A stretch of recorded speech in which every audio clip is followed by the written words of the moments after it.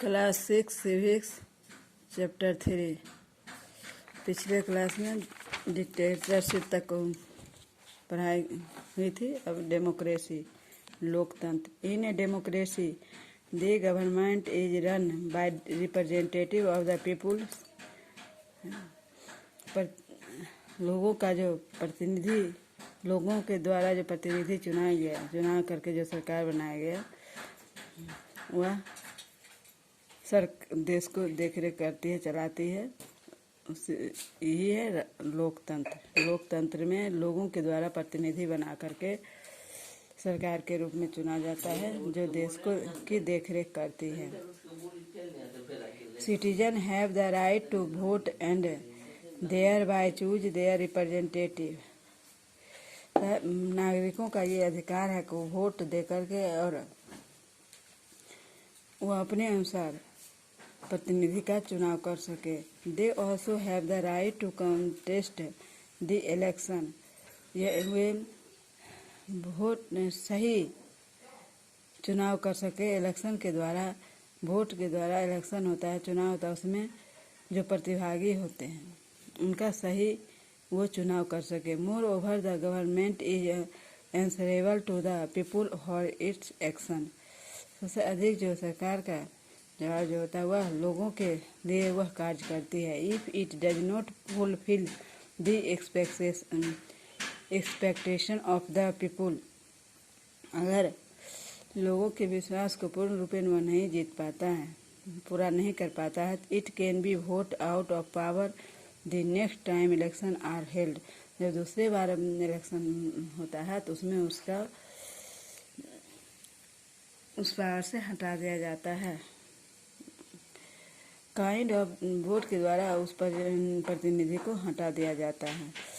Kinds of democracy, लोकतंत्र के प्रकार। Democracy can be two types. Democracy दो प्रकार के होते हैं, डायरेक्ट डेमोक्रेसी एंड रिप्रेजेंटेटिव और indirect democracy.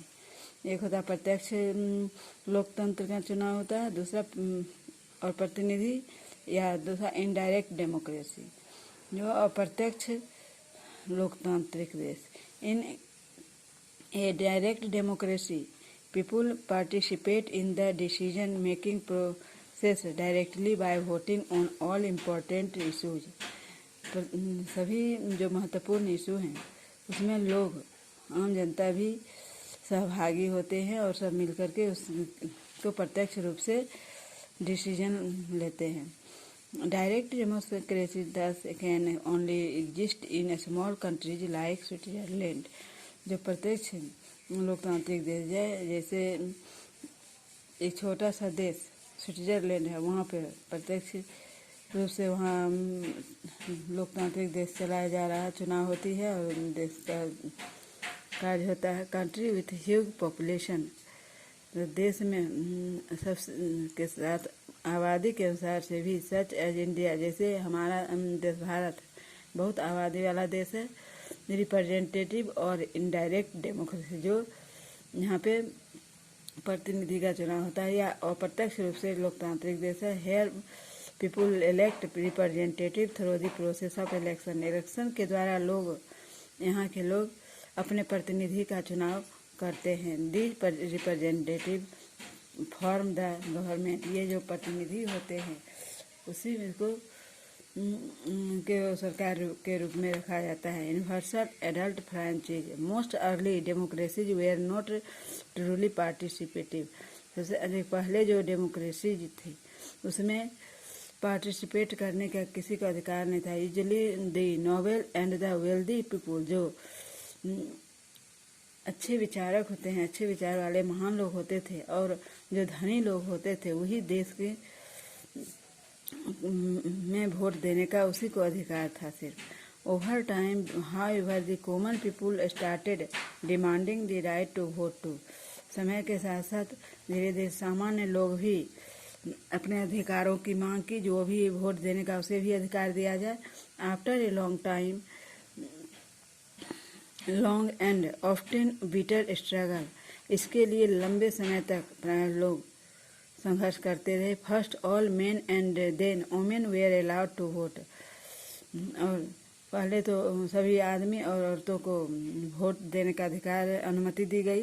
When all the adult citizen of a country have the right to vote, जब सभी वयस्क नागरिकों को देश में वोट देने का अधिकार दिया तो it is known as the universal adult franchise, इसी को यूनिवर्सल एडल्ट फ्रेंचाइज के नाम से जाना जाता है। Every person over the age of 18 has the right to vote, प्रत्येक व्यक्ति जो 18 या 18 से ऊपर के आयु के हैं उन सभी को वोट देने का अधिकार दिया गया है। पूरा हो गया। इलेक्शन रिप्ले को याद कर लेना है।